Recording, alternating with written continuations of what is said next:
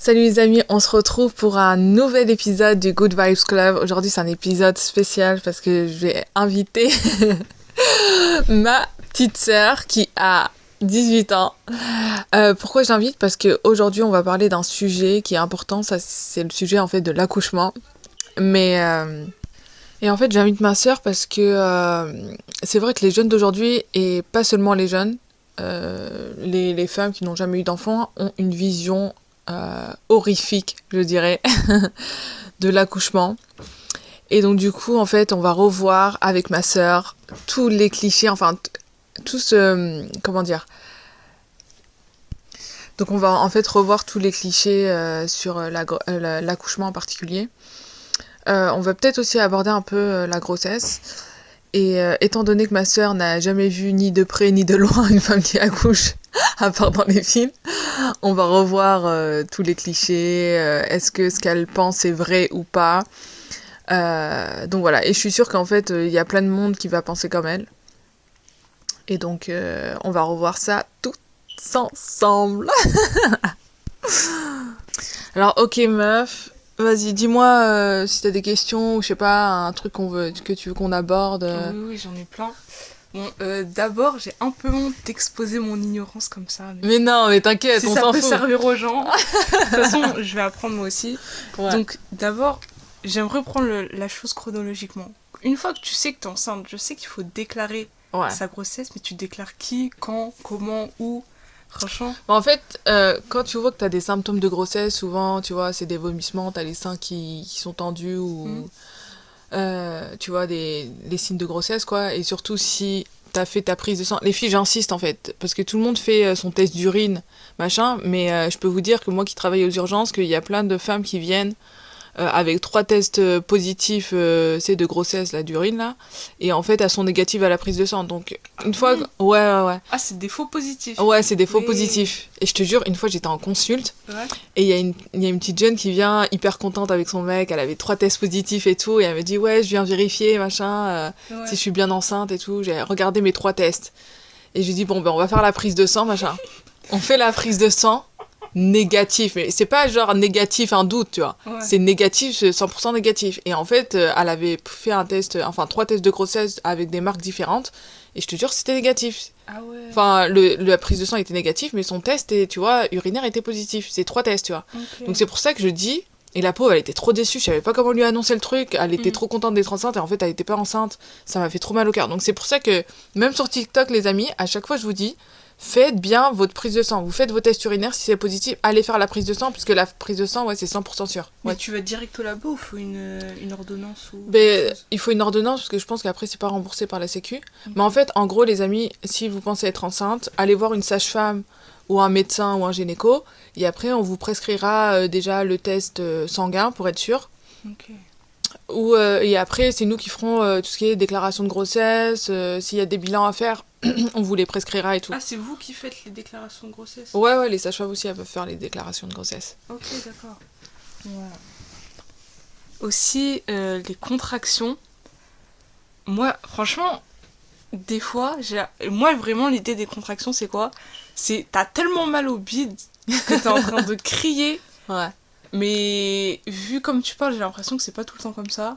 ouais. Du coup, j'aimerais des explications, quoi. Alors, en fait, les contractions, la définition propre des contractions, c'est en fait votre ventre qui devient dur, votre utérus qui se contracte. Parce qu'en fait, il faut savoir que l'utérus, c'est un muscle aussi.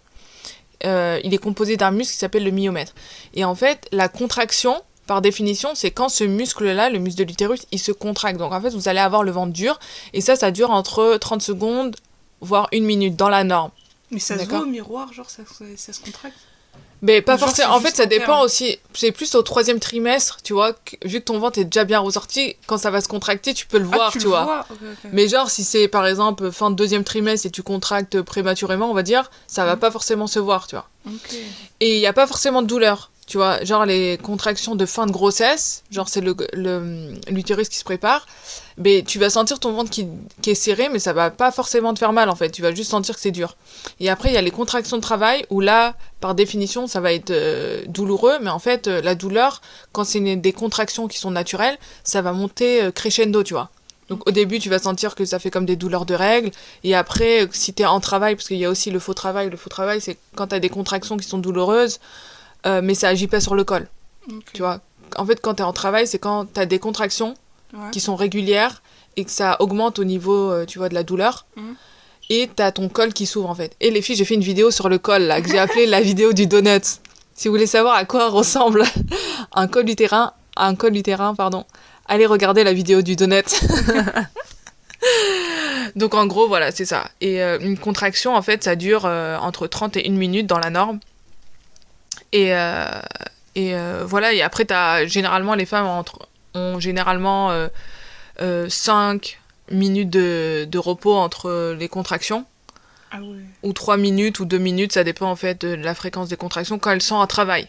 Après, si c'est pas un travail, c'est vraiment des contractions de fin de grossesse, des fois vous en avez moins de 10 la journée, tu vois. Des fois plus de 10, ça dépend. Ok, ouais, la souffrance, hein.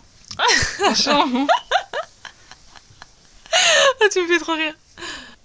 Aussi, plutôt au niveau esthétique, pourquoi il y en a, enfin, après je critique pas, mais quand, Vas-y, dis. c'est vraiment, quand tu vois leur ventre, on dirait leur nombril il est gonflé. Pourquoi? Tu vois pas le délire? Mais moi, j'ai jamais vu quelqu'un qui a Mais un genre nombril. leur nombril il ressort, c'est bizarre. Bah après, ça, c'est... mais tu sais que en fait, tout le monde a des nombrils différents. Tu sais qu'il y en a, ils sont pas enceintes, ils ont le nombril qui est ressorti, hein.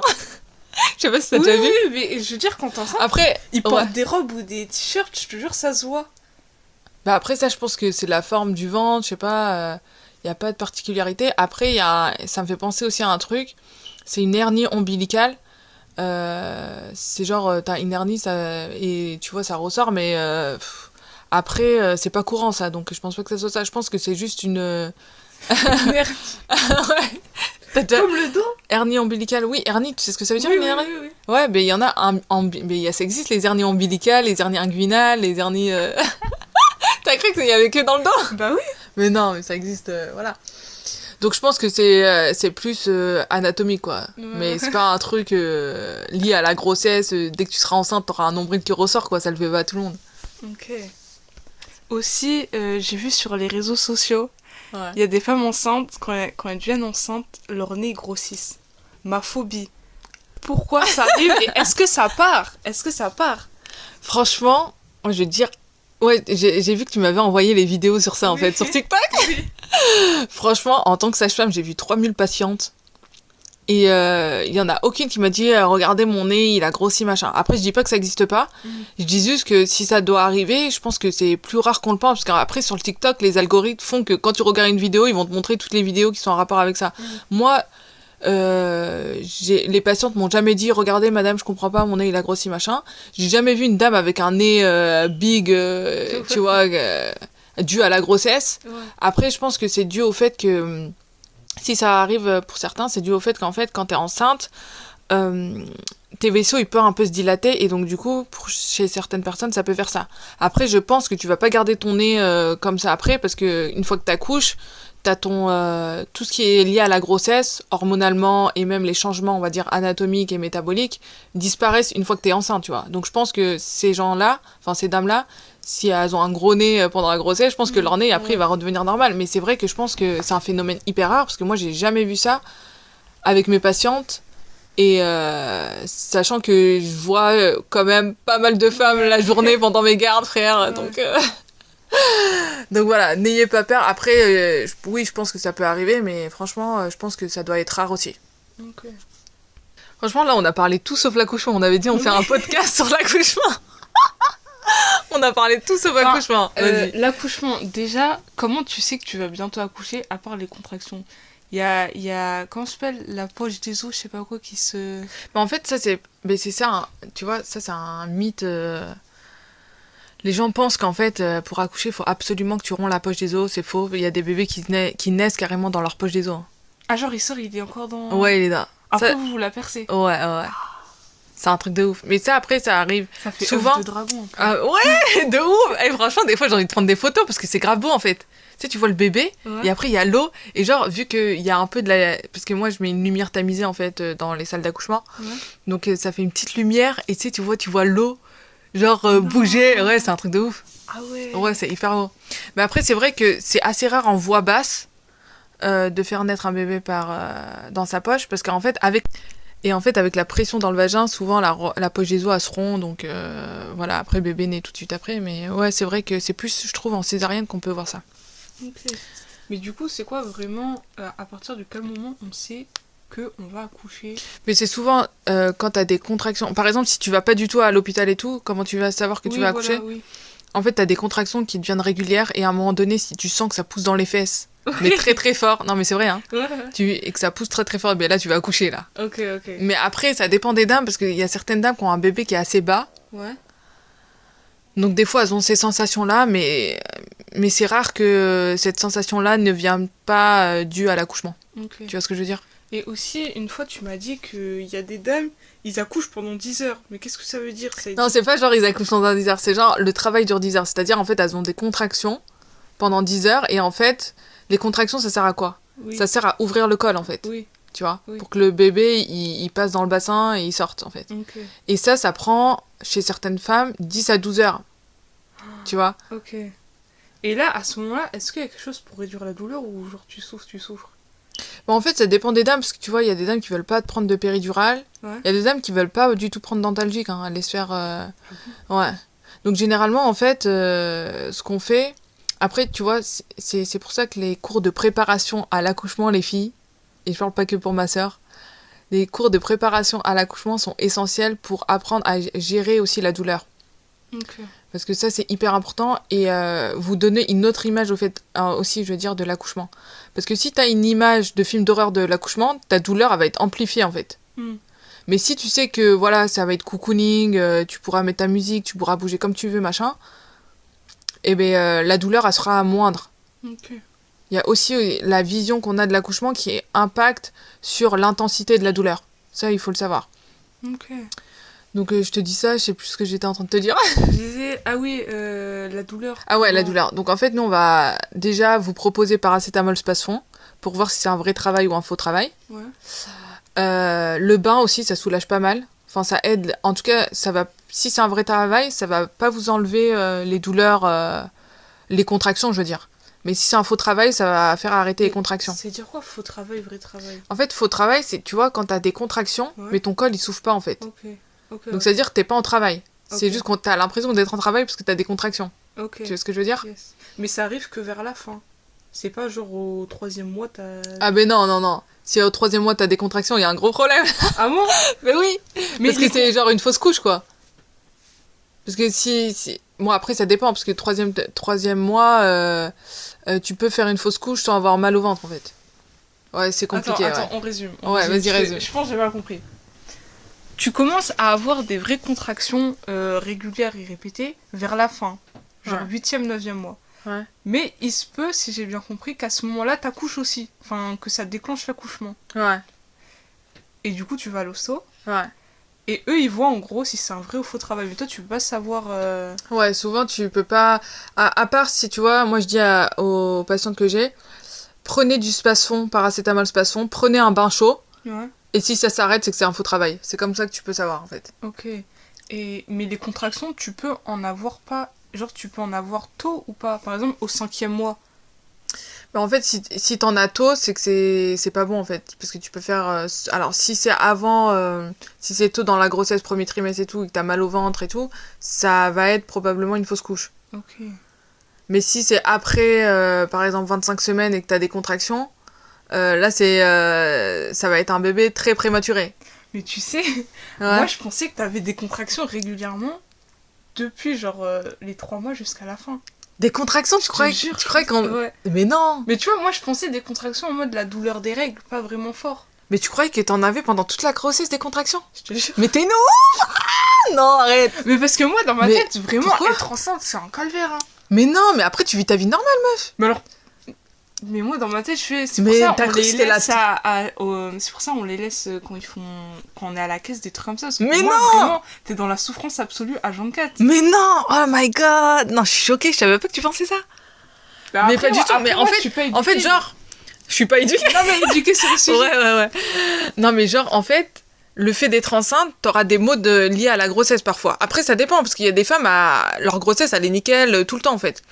Mais genre, par exemple, au 3e trimestre, t'auras plus de mal, tu vois, à faire des efforts, parce que ton cœur, il pompe plus, machin, tu vois.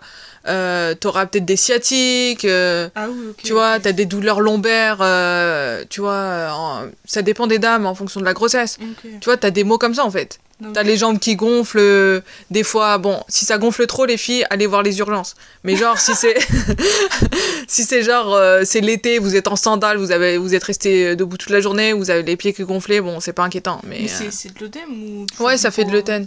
C'est de l'œdème. Mais ça peut être un signe aussi de prééclampsie, donc c'est pour ça que... C'est quoi prééclampsie? Prééclampsie, en fait, c'est une pathologie liée à la grossesse.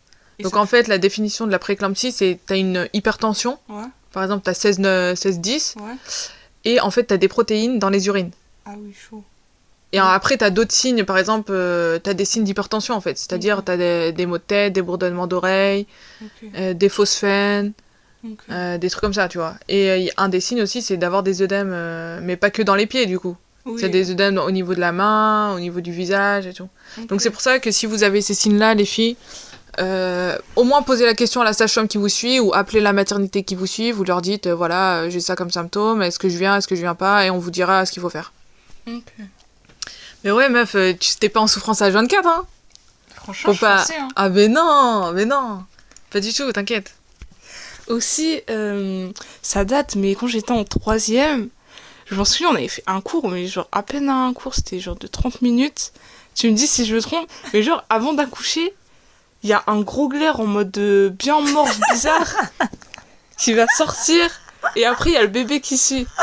Non mais MDR. Non mais c'est quand t'as dit gros glaire, je déteste ce mot meuf. Je sais pas, moi on m'a montré. Ouais ça je pense que tu parles du bouchon muqueux en fait. Je sais pas. Mais ça franchement les filles, arrêtez de stresser par rapport au bouchon muqueux, sincèrement. Mais c'est même pas mais ça ressemble à du blanc d'œuf, clairement. Arrête. Et des fois il y a un peu de sang, tu vois, un petit filet de sang. Ah ouais. Mais écoute. Oui. Ça c'est même pas un motif de consultation, parce que des fois je vois des dames qui viennent aux urgences, oui j'ai perdu le bouchon muqueux, je pense que je vais accoucher, pas du tout. Les filles, pas du tout, il y a aucun lien. En fait le bouchon muqueux c'est pour protéger.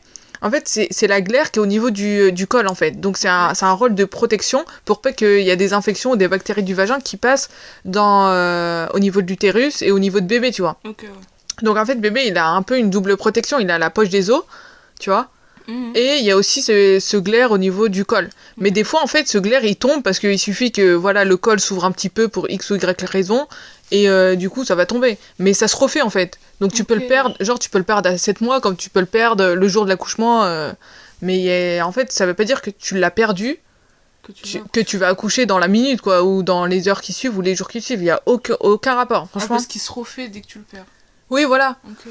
En fait, il tombe, c'est si, par exemple, il y a une petite modification cervicale, mais... Cervicale. Ouais, cervicale, c'est-à-dire du col. Une modification du col, mais ça veut pas dire que tu vas accoucher. En fait, vraiment, un indicateur, c'est les contractions. Et vraiment, si l'accouchement est imminent, tu vas sentir que ça pousse de ouf dans les fesses, en fait. Ok, d'accord. Voilà. Du coup, question aussi. Imaginons, j'ai des contractions et tout, j'ai super mal. Ouais. Et du coup, je vais à l'hôpital. Là-bas, vraiment, comment ça se déroule en détail, s'il te plaît? Ouais. En fait, ça va dépendre du terme où t'es, parce que du coup, des fois, il y a des dames qui viennent avant 37 semaines d'aménorrhée. Avant 37 semaines, si t'as des contractions, c'est précoce, en fait, c'est prématuré. Ok. D'accord? Donc, on va dire que la dame, elle arrive au 9e mois, elle a des contractions, donc cas normal. Là, on va parler du cas normal. Okay. Elle a des contractions, en fait, c'est le but de la consultation, ça sera de savoir si c'est des contractions de travail ou c'est des contractions de fin de grossesse, tu vois, ou faux travail, je veux dire. Oui. Donc, en fait, nous, on va vous mettre un monitoring, c'est-à-dire, c'est le monitoring, je te l'avais montré en vidéo ou pas? C'est pas comme une ceinture qui prend le cœur du bébé. Ouais, voilà. Okay. Et en fait, t'as un capteur qui prend le pouls du bébé pour voir s'il va bien. Parce que nous, en fait, comment on sait que ton bébé va bien? C'est en analysant son rythme cardiaque, en fait. Ok, ouais. Et on aura aussi un capteur qui va capter les contractions. Donc, Ok. Et ça, on vous le laisse entre 20 et 30 minutes. Des fois, c'est un peu plus longtemps, en fonction de si bébé ralentit ou pas, en fonction de l'interprétation du rythme cardiaque. Peut-être qu'on vous laissera un peu plus de 30 minutes, en fait, votre monitoring. Ok. Et en fait, on va vous examiner, donc on va faire un toucher vaginal, on va regarder le col pour savoir s'il est ouvert ou pas. Et ensuite, on laisse le monitoring pendant 20-30 minutes. Donc en fait, à un moment donné, on va examiner le col pour savoir si votre col s'est modifié. Donc souvent, on le fait au début de la consultation. Et après, vers la fin de la consultation, on va réexaminer le col pour voir si ça s'est modifié. Si ça ne s'est pas modifié, ben après, ça dépend. Si vous habitez loin, ben on va vous proposer de rester dans l'enceinte de l'hôpital, de marcher. On va vous proposer des antalgiques, un bain, bouger quoi en gros. Et après, revenir si vous en pouvez plus et pour qu'on refasse un examen. Et si ça a bougé, ben, c'est que vous êtes en travail et donc du coup vous nous dites ce que vous voulez, si vous voulez une péridurale, si vous voulez au contraire bouger, prendre un bain. En fait, après c'est à vous de voir en fait ce que vous voulez. Mais on peut marcher en ayant des contractions, genre? Ouais, en fait, tu sais, tu vois, les contractions, c'est pas... T'as une contraction et ça va durer pendant tout le travail. En fait, t'as une contraction qui dure 30 secondes, Ouais. voire 1 minute, après ça s'arrête, après pendant 5 minutes t'es bien, après ça reprend. Ah, ok, Tu vois. ok, ouais. Donc en fait, pendant la contraction, souvent les dames, elles s'arrêtent de marcher ou de faire ce qu'elles étaient en train de faire. Ouais, Elles essayent de souffler pour gérer la contraction. ouais, Et après, quand c'est parti, c'est parti quoi. ok. Mais on peut avoir des douleurs. En fait, les contractions, vous pouvez aussi, les filles, si vous m'écoutez bien, les ressentir aussi dans le dos. Ouais. Parce que ça dépendra de la position de bébé. Si le dos de bébé est contre votre dos, vous allez plus sentir les contractions dans votre dos plutôt que dans votre ventre. Ça arrive, ça. Ok. Ah, c'est trop bizarre. Donc voilà, quoi. Et t'examines, je sais pas quoi? Ah ouais, et après, oui, la suite, c'est quoi? C'est comme je te disais, ça dépendra de vous. Si vous voulez une péridurale, on vous posera une péridurale en salle de Est-ce que naissance. ça te shoot une péridurale? Une péridurale?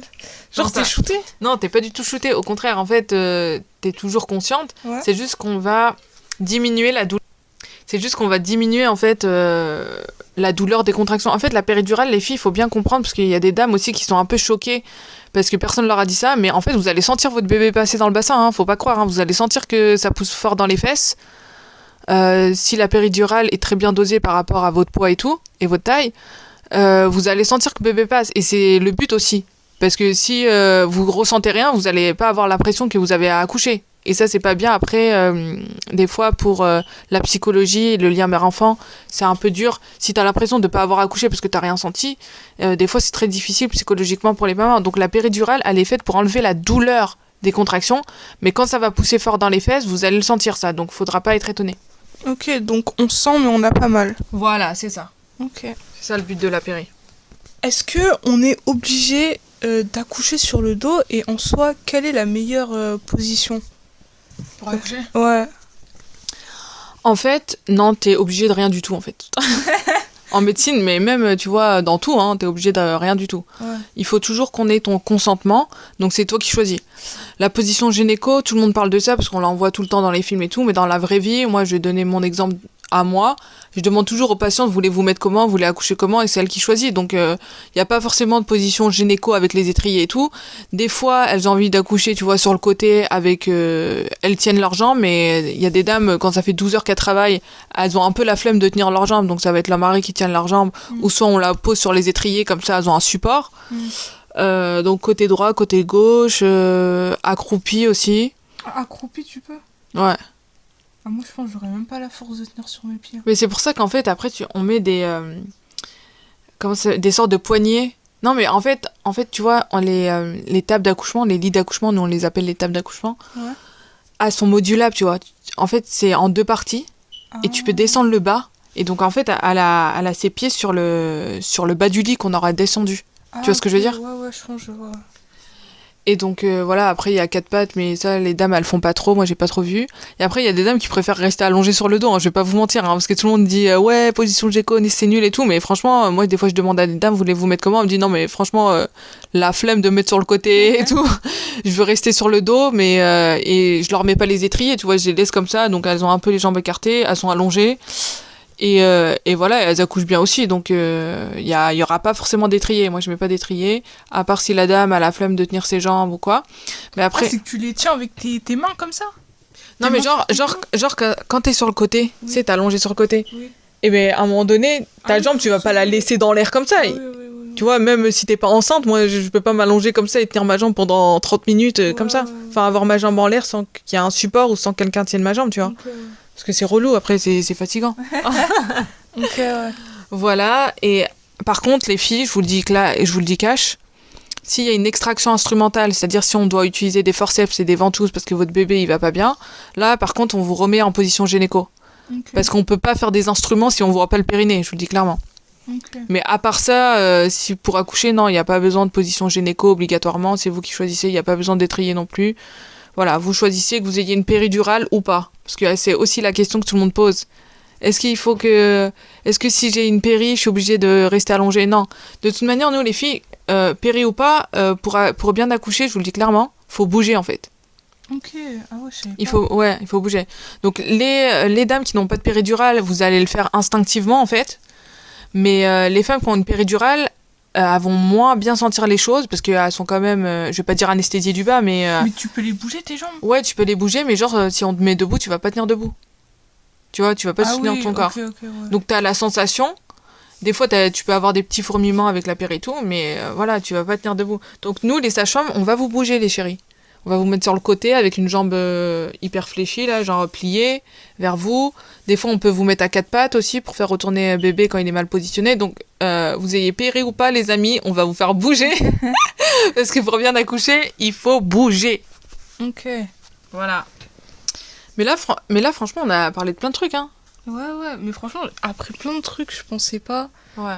Mais moi, tu vois, ce qui m'a choqué, et ça, c'est pour ça que je trouve hyper important qu'on donne des cours, parce que Macron, il voulait qu'on donne des cours de santé sexuelle aux jeunes. Mais en fait, il faut pas que parler des MST, machin. Faut parler aussi de la grossesse et de l'accouchement, parce que chacun a une vision. Tu vois, là, par exemple, ma sœur a pensé que les femmes enceintes avaient tout le temps des contractions du troisième mois jusqu'à l'accouchement. Mais je suis sûre qu'il y a plein d'autres filles qui ont des idées comme ça qui sont pas vraies. Et voilà, et après, ça leur perturbe leur vision de la grossesse et de l'accouchement. Donc, c'est pour ça qu'il faut des cours aussi sur ça, moi, je dis. Hein. Et la dernière fois, quand je suis passée sur France 2, j'ai dit au lycée, parce que en fait, c'est plus au lycée que les jeunes, ils commencent leur activité sexuelle et tout. Et c'est vrai qu'au collège, je vais vous dire une chose. Franchement, au collège, c'est bien d'en parler. Je dis pas que c'est pas bien d'en parler, mais au collège, franchement, personne n'écoute. Hein. Moi, je me souviens. Moi, je me souviens, on était tellement gênés que personne n'écoutait. On était trop gênés. Ouais. Alors qu'au lycée, c'est plus décomplexé et du coup, on est plus attentif parce que. Donc c'est pour ça sur France 2, parce qu'il y en a il y a une dame qui m'avait envoyé un message qui me disait oui, mais pas que au lycée, il faut au collège. Oui, le collège, mais en fait, j'ai pas dit le collège parce qu'on a toujours un cours en 4e au collège. Donc c'est pour ça que je l'ai pas dit. Mais au lycée, personne a un cours sur ça en fait. Donc c'est pour ça que j'ai insisté sur le lycée, et d'autant plus qu'au lycée, on est un peu plus mature et on rentre dans la vie d'adulte, on va dire. Donc ces sujets-là, ils vont plus nous intéresser parce que ça va faire partie de notre vie, quoi. Donc c'est pour ça que j'ai insisté sur ce point-là. Ouais, c'est vrai. Alors, est-ce qu'on finit sur ça, meuf? Ou est-ce que t'as d'autres questions Pour le moment, j'ai pas d'autres questions. Je pense j'ai dit tout ce que j'avais à dire. Ouais. Et merci d'avoir répondu. de m'avoir enlevé des sales idées. Parce que franchement, moi, je pensais vraiment qu'être enceinte, c'était la torture. Et quand je voyais, il y avait des gens, ils avaient plein d'enfants, je me suis dit, comment ils font, en fait? Mais vraiment, moi, je pensais... Et aussi, attends, si, une dernière. Ouais, vas-y. Quand t'accouches, est-ce qu'il y a du sang partout? Non, ah ouais, ça, en fait, ça dépend. En fait, quand vous accouchez, il y aura pas forcément du sang partout. Des fois, il y a des dames, elles saignent 3 gouttes, hein. Ah bon? Ouais. Mais moi, je te jure, hein, des fois, même dans le dossier médical, ouais. Je suis obligée d'écrire, genre, presque elle a pas saigné, la dame, parce que il y a des... Ouais. Non, mais c'est un truc de ouf. Et en fait, quand il y a du sang, c'est souvent dû au placenta, en fait. Quand on le sort, vu que le placenta... c'est ça, en fait. Ouais, vas-y. Mais du coup, attends, ok. Reprenons. L'enfant, il est sorti, le bébé, il est sorti.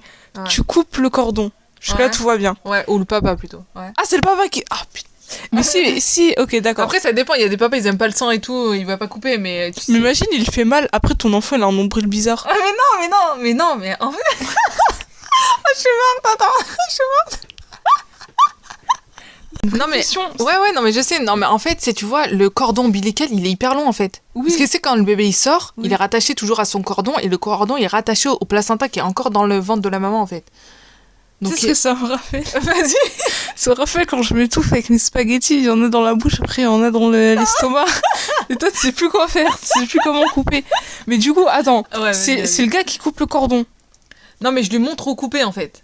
Mais imagine, il se rate, moi je m'en... Non, il va pas se rater, parce que tu lui montres au coupé, en fait. Ok. Après, il y a encore un fil qui dépasse, qui est relié à ce qu'il y a à l'intérieur de ton ventre. Ben oui, c'est le cordon. Et après, combien de temps il faut pour que ça sorte? Ça, en fait, il faut entre 20 et 30 minutes. parce Après que- avoir accouché? Ouais. Et ça fait aussi mal qu'accoucher ou pas? Mais bien sûr que non, tais-nous. Mais je sais pas. Non, ça fait pas si mal, pas du tout. Tu Parce que sens c'est- ou ça se passe comment? Mais des fois, il y a des dames qui peuvent sentir que le ventre est contracté. Ça va pas être des contractions d'accouchement, c'est juste que vous sentez que votre ventre, il est dur, en fait. Ok. Ça va pas, il y a pas forcément de douleur, en fait. Ok. Et après, vous sentez un truc mou qui descend dans votre vagin. Ouais. Et après, vous le sortez, quoi. Tu Donc, le, c'est pas... enfin, tu le sors ou la sage-femme elle sort ou... Ouais, c'est souvent la sage-femme qui le sort, en Ah fait. moi je touche pas ça. Non mais genre c'est vraiment un bout de viande. C'est pas... Mais t'as vu ma vidéo que j'avais faite sur... Mais j'ai vu, tu t'avais montré une photo, on dirait un arbre. Ouais, mais est-ce que j'ai fait une vidéo aussi complète sur... Je pense pas l'avoir vu. Hein. Ah, mais il faut que je te la montre.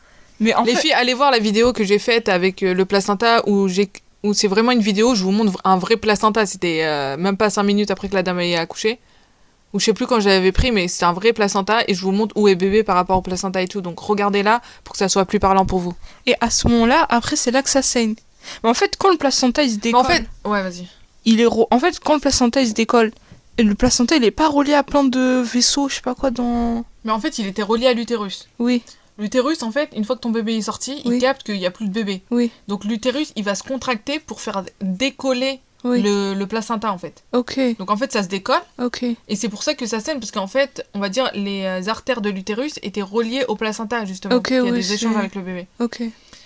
Et en fait, quand ton placenta il sort, Ouais. l'utérus il va se contracter, mais là c'est pas une douleur de contraction, donc stressez pas, c'est juste qu'il il va devenir plus serré, on va dire, Ouais. pour pour faire comme un garrot, pour faire Ok, simple, Ouais.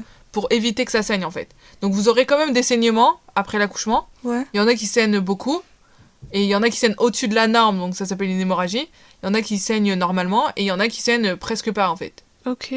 Pas Et- beaucoup en tout cas. Et aussi, du coup, là, c'est bon, t'as plus rien à faire sortir, tout est sorti. Ouais. Jusque-là, tout va bien.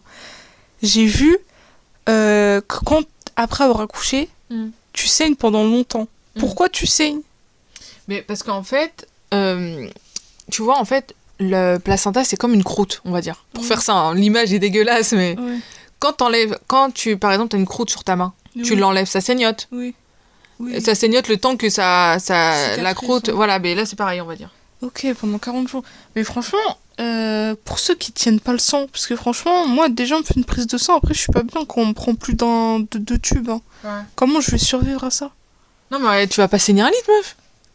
Mais moi, j'ai vu Mais en sur fait, c'est Internet, ils donnent des serviettes, ils font la taille d'un avant-bras, frère. Non, mais ça, c'est pour pas que tu tâches tes culottes, hein, des stress, hein. Tu vas pas remplir toute ta serviette. Au contraire, si tu remplis toute ta serviette, ça veut dire que tu es en train de faire une hémorragie, là. Ah ouais, ok. Mais genre, c'est le même débit que si t'as tes règles ou c'est un peu Non, plus? c'est quand même un peu plus. C'est quand même un peu plus. Mais vraiment, comment tu fais si tu tiens pas quand tu perds du sang? En Ou fait, c'est ton corps... physiologique, genre? Non, c'est physiologique, parce que ton corps, il a changé pour que, justement, tu puisses gérer ça, en fait. Ah, ok. Tu vois ce que je veux dire? Ouais.